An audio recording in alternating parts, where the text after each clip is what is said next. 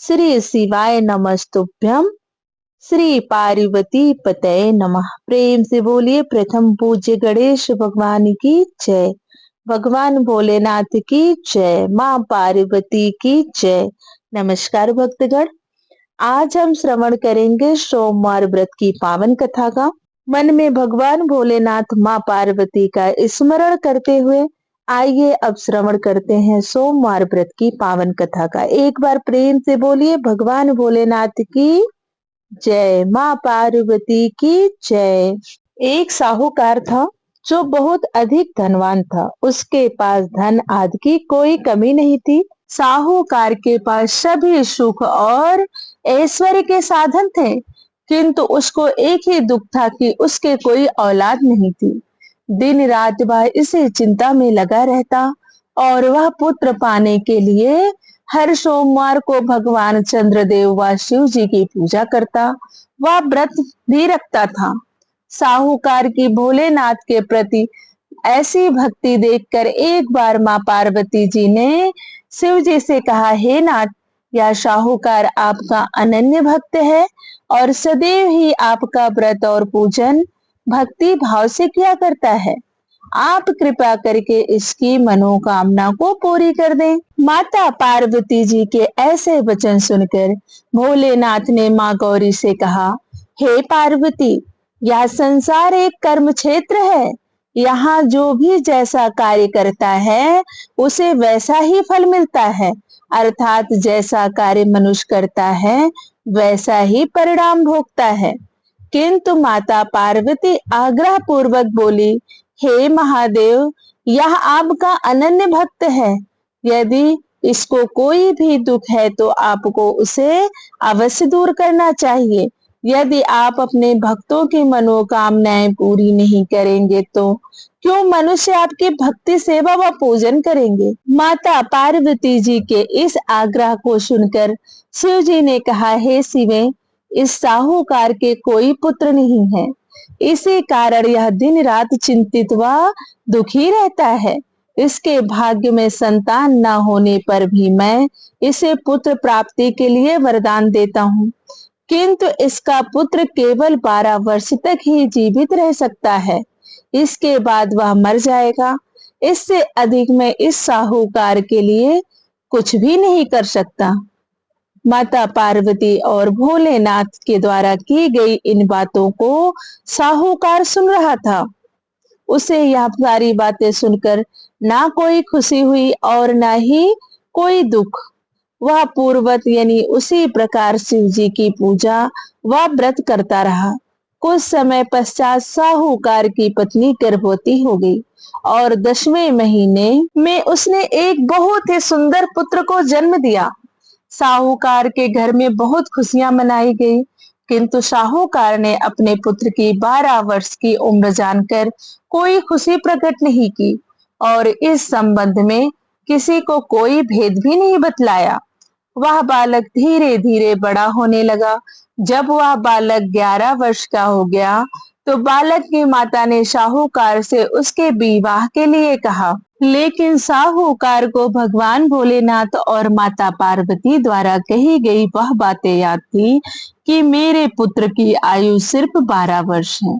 उसने मन में विचार किया कि अगर मैंने अपने पुत्र का विवाह कर दिया तो किसी की पुत्री का जीवन बर्बाद हो जाएगा, इसलिए मैं अपने बेटे को काशी जी पढ़ने भेजूंगा, क्योंकि भगवान भोलेनाथ का दिया हुआ है और मैं चाहता हूँ कि आखिरी समय या वहीं पर बिताए। मन में ऐसा स्मरण करते हुए उसने अपनी पत्नी से कहा कि मैं अभी इसका विवाह नहीं करूंगा, मैं इसे काशी जी पढ़ने के लिए भेजूंगा। साहूकार ने अपने साले को बुलाकर कहा कि तुम इस बालक को काशी जी पढ़ने के लिए ले जाओ और इसे विधिवत शिक्षा ग्रहण कराओ। साहूकार ने उसको बहुत सा धन देकर कहा कि रास्ते में जहां कहीं भी ठहरो वहां यज्ञ और ब्राह्मणों को भोजन कराते जाना। इस प्रकार वह दोनों मामा भांजे रास्ते में यज्ञ करते, दान देते तथा ब्राह्मणों को भोजन कराते हुए जा रहे थे। रास्ते में एक शहर पड़ा। उस शहर में राजा की कन्या का विवाह था। एक अन्य राजा का लड़का बारात लेकर आया था, लेकिन वह एक आंख से काना था। लड़के के माता पिता को इस बात की चिंता थी कि कहीं काने वर को देखकर कन्या के माता पिता विवाह में किसी प्रकार की अड़चन न डाल दें। इसी कारण जब उन्होंने साहूकार के अति सुंदर बेटे को देखा तो उनके मन में विचार आया कि क्यों ना इस लड़के से विवाह का कार्य पूर्ण करा लिया जाए। यह विचार कर उसने लड़के और उसके मामा से कहा कि यदि आप फेरे व कन्यादान का कार्य पूर्ण करा देंगे तो आपकी बड़ी कृपा होगी और हम आपको बहुत सारा धन उपहार के रूप में देंगे। शाहूकार के लड़के और उसके मामा ने इस बात को स्वीकार कर लिया था। विवाह का काम भली प्रकार से पूरा हो गया। जब वह लड़का जाने लगा तो उसने चुपके से राजकुमारी की चुनरी पर लिख दिया कि तेरा विवाह तो मेरे साथ हुआ है, लेकिन जिसके साथ तुझे भेजा जाएगा वह एक आंख से काना है। मैं काशी जी को जा रहा हूँ। राजकुमारी ने जब इस प्रकार लिखा पाया तो उन्होंने काने राजकुमार के साथ जाने से मना कर दिया और कहा कि यह मेरा पति नहीं है। मेरा विवाह जिसके साथ हुआ है वह काशी जी गया है। राजकुमारी के माता पिता ने यह सब जब सुना तो उसने अपनी कन्या को विदा करने से इनकार कर दिया। बारात वापस चली गई। उधर साहूकार का लड़का और उसका मामा काशी जी पहुंचे। वहां लड़के ने पढ़ना शुरू किया तथा अपना अतिरिक्त समय मामा भांजा यज्ञ दान आदि में व्यापित करने लगे। इस प्रकार कई महीने बीत गए। जब लड़के की उम्र 12 साल की हुई तो उस दिन लड़के के मामा ने यज्ञ का आयोजन कर रखा था। अचानक ही लड़के की तबीयत खराब हो गई। लड़के ने अपने मामा से बताया कि आज उसकी तबीयत नहीं ठीक है, तो लड़के के मामा ने कहा अंदर जाकर सो जाओ। लड़का अंदर जाकर सो गया। थोड़ी देर बाद लड़के के प्राण पखेरु उड़ गए। जब लड़के के मामा ने देखा कि वह मर गया है तो वह बहुत दुखी हुआ। उसने सोचा कि मैं पहले यज्ञ पूरा कर लूं, तब सोचूंगा कि मुझे क्या करना है। लड़के के मामा ने यज्ञ पूरा किया और फिर रोना प्रारंभ कर दिया। वह बहुत जोर जोर से रो रहा था। संयोगवश शिव जी और माता पार्वती उधर से जा रहे थे। पार्वती जी ने भगवान भोलेनाथ से कहा, हे नाथ, कोई दुखी व्यक्ति रो रहा है, उसके कष्टों को दूर कर दो। तब शिव जी और पार्वती जी वहां पहुंचे तो उन्होंने देखा कि वहां पर एक लड़का मरा पड़ा है। तब पार्वती जी देखते ही लड़के को पहचान गई और भगवान भोलेनाथ से उस लड़के के मरने का कारण पूछने लगी। बोली, हे भगवान, यह तो आपका दिया हुआ है, यह इतनी जल्दी कैसे मर सकता है। तब शिव जी ने पार्वती जी को समझाया, हे गौरी, इस लड़के की आयु इतनी ही थी, ये अपनी आयु पूरी कर चुका है। तब पार्वती जी ने विनम्रता पूर्वक कहा, महाराज, कृपया करके आप इस लड़के को जीवित कर दीजिए, नहीं तो इसके माता पिता इसके वियोग में तड़प तड़प कर अपनी जान दे देंगे। माता पार्वती की बात सुनकर शिव जी ने लड़के को पुनः जीवित कर दिया। शिव जी की कृपा से लड़का जीवित हो गया। शिव शंकर व माता पार्वती शिव धाम को चले गए। शिक्षा पूरी होने के पश्चात लड़का और उसका मामा पहले की तरह यज्ञ करते ब्राह्मणों को भोजन तथा दक्षिणा देते हुए अपने घर की ओर चल दिए। रास्ते में दोनों उसी शहर में आए जहां उस लड़के की शादी हुई थी। वहां पहुंचकर दोनों ने यज्ञ करना शुरू कर दिया। जब वे दोनों यज्ञ कर रहे थे तो उस लड़के के ससुर यानी वहां के राजा ने, जो उधर से घोड़े पर सवार होकर अपने सेवकों के साथ जा रहे थे, उसने लड़के को पहचान लिया। राजा ने महल में ले जाकर दोनों की खूब सेवा की।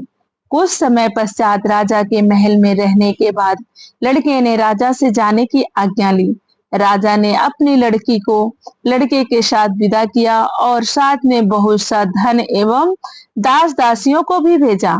जब वे अपने शहर में आए तो लड़के के मामा ने कहा, पहले मैं तुम्हारे माता पिता को तुम्हारे आने की खबर सुना आता हूँ, तब तक तुम पत्नी सहित यहाँ आराम करो ऐसा कहकर लड़के का मामा साहूकार को अपने पुत्र के आने की खबर देने चला गया।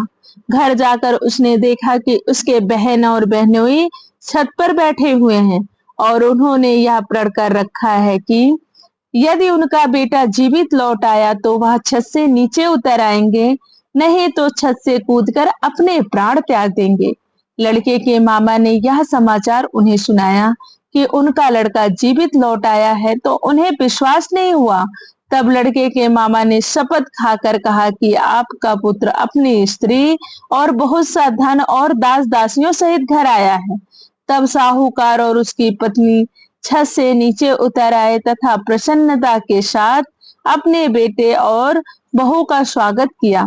सभी प्रसन्नता के साथ रहने लगे।